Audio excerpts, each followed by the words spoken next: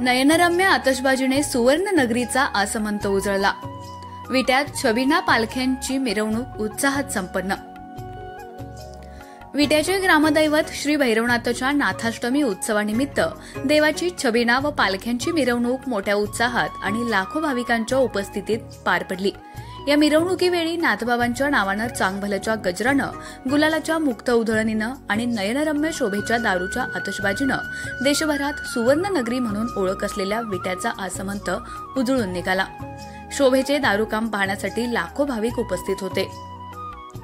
ग्रामदैवत श्री भैरवनाथच्या नाथाष्टमी उत्सवाच्या मुख्य दिवशी गुरुवारी रात्री 10:30 वाजण्याच्या सुमारास श्रींच्या छबिना व ग्रामदैवत श्री भैरवनाथ, रेवणसिद्ध, म्हसवडसिद्ध, भैरोबा या 4 देवांच्या पालखीच्या मिरवणुकीस मानकऱ्यांच्या उपस्थितीत सुरुवात झाली। मिरवणुकीच्या अग्रभागी हत्ती, घोडे, बँडपथक आणि पारंपरिक वाद्यपथके सहभागी झाली होती। उभ्या पेठेतील मारुती मंदिरापासून मिरवणुकीस प्रारंभ झाला। यावेळी युवकांनी बँडपथकाच्या व पारंपरिक वाद्यांच्या ठेक्यावर ताल धरला होता। गुलालाची मुक्त उधळण व नाथबाबांच्या नावानं चांगभलचा जयघोष करीत उभी पेठ, जुनी दगडी पाण्याच्या टाकीमार्गे ही मिरवणूक छत्रपती शिवाजी महाराज चौकात आली।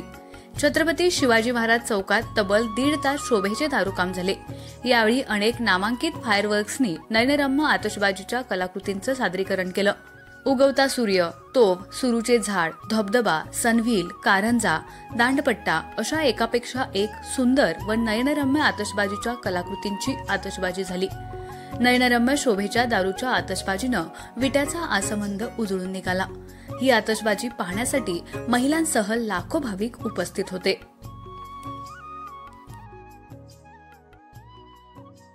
खानापूर तालुक्यातील एकमेव सर्वसमावेशक हक्काचं न्यूज चॅनल विटा लाईव्ह न्यूज चॅनल।